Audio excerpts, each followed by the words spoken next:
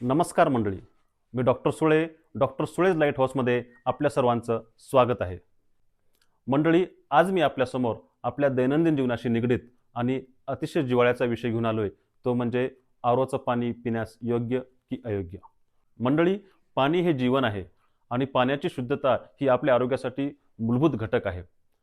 मागील काही वर्षामध्ये आपल्या घरोघर आरोचे प्लांटची उपकरणे बसलेली आहेत. पण आरोचं पाणी पिणे म्हणजेच फिल्टरचं पाणी पिणे हे आरोग्यासाठी खरंच योग्य आहे की अयोग्य आहे, हे आपण या व्हिडिओमध्ये पाहणार आहोत. मित्रांनो, मी ज्यावेळेस डॉक्टर म्हणून दैनंदिन जीवनामध्ये चर्चा करतो किंवा OPDमध्ये रुग्णांशी चर्चा करतो, त्यावेळेस बऱ्याच लोकांमध्ये आरोचं पाणी पिण्याबद्दल बरेच समज आणि गैरसमज दिसून येतात. आणि त्यासाठीच म्हणून मी तुम्हाला आज वैज्ञानिक दृष्टिकोनातून आरोचं पाणी पिण्यास योग्य की अयोग्य हे सांगणे मला गरजेचे वाटते. मंडळी, हे सर्व जाणून घेण्याच्या अगोदर आपण नेमकी आरोची प्रक्रिया कशी काम करते हे थोडक्यात जाणून घेऊया. आरो म्हणजेच रिव्हर्स ऑस्मॉसिस ही अशी जलशुद्धीकरण प्रक्रिया आहे, ती पाण्याला उच्च दाबाखाली परमिएबल आणि सेमी परमिएबल फिल्टर्समधून ढकलते आणि त्यामुळे त्यातील जे TDS आहेत, म्हणजे टोटल डिझॉल्व्ह सॉलिड्स आहेत, बॅक्टेरिया आहेत, व्हायरसेस आहेत, हेवी मेटल्स आहेत आणि केमिकल कॉन्टॅमिनंट्स आहेत, म्हणजे जीवाणू, विषाणू आणि विघटित घटक जे आहेत ते त्यांना बाहेर काढून जाते. त्याच्या परिणामी आपल्याला अतिशय शुद्ध पाणी पिण्यासाठी मिळतं. तर मित्रांनो, आरोचं पाणी म्हणजेच फिल्टरचं पाणी पिण्याचे फायदे काय आहेत आपण सुरुवातीला जाणून घेऊयात. मित्रांनो, बऱ्याच ठिकाणी आपल्याकडे बोरवेलच्या पाण्यामुळे खारं पाण्याचं प्रमाण वाढलेलं आहे. म्हणजेच त्याच्या बऱ्याच ठिकाणी त्याचं TDSचं प्रमाण हे 300 ते 500 पर्यंत जातं आणि तेवढं TDSचं पाणी पिणे हे आपल्यासाठी अतिशय धोक्याचं आहे. म्हणून त्या ठिकाणी आरोचं पाणी पिणे हे आपल्या शरीरासाठी अतिशय चांगलं आहे. WHOच्या सांगण्यानुसार आपल्या पाण्यामध्ये 100 ते 200 पर्यंत TDS हे आपल्या आरोग्यासाठी चांगलं मानलं जातं. म्हणून ज्या ठिकाणी 300 ते 500 पर्यंत TDS आहे, अशा ठिकाणी त्याचं TDS कमी करून आपलं पाणी पिणं योग्य आहे.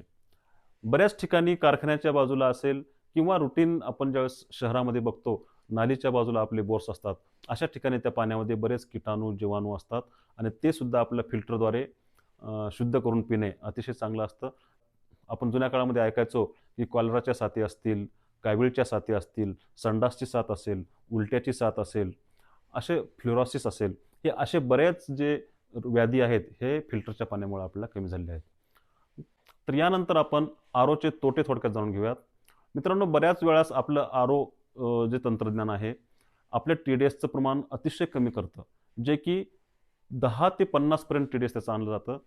अतिशय कमी TDS केल्यामुळे त्यातील जे नॅचरली त्या पाण्यामध्ये कॅल्शियम, मॅग्नेशियम असतं, ते सुद्धा प्रमाण बऱ्यापैकी कमी झालेलं असतं. जर दीर्घ कालावधीसाठी आपण कमी कॅल्शियम आणि कमी मॅग्नेशियम असलेलं पाणी जर आपण दीर्घकाळासाठी पित राहिलो, तर आपल्या शरीरातील जे इलेक्ट्रोलाइट्स आहेत, मिनरल्सचं प्रमाण कमी होण्याची शक्यता नाकारता येत नाही. पण हे कॅल्शियम आणि मॅग्नेशियम आपल्या दैनंदिन इतर आहारातून आपण ते कव्हर करू शकतो. तर बऱ्याच आपण लोकांकडून ऐकतो की आरोच्या पाण्याची चव लागत नाही. तर मित्रांनो, त्याचं कारणही तेच आहे की ज्यामधून आपण TDS एकदम कमी केलं जातं, असं पाणी आपल्याला चव लागत नाही. तर मित्रांनो, मला वाटतं की आरोच्या तोट्यापेक्षा फायदे अधिक आहेत. म्हणून सर्वांनी माझ्या मते आरोचं पाणी प्रेफर करावं. ज्या ठिकाणी TDS अतिशय कमी केलं जातं, नवीन तंत्रज्ञानामध्ये आपण TDS थोडंसं वाढवून, म्हणजे जे आपण 100 पर्यंत TDS त्याला आपण करू शकतो आणि असं पाणी आपण पिण्यासाठी वापरू शकतो. म्हणून मित्रांनो, शुद्ध पाणी प्या, निरोगी राहा आणि आनंदी राहा. धन्यवाद.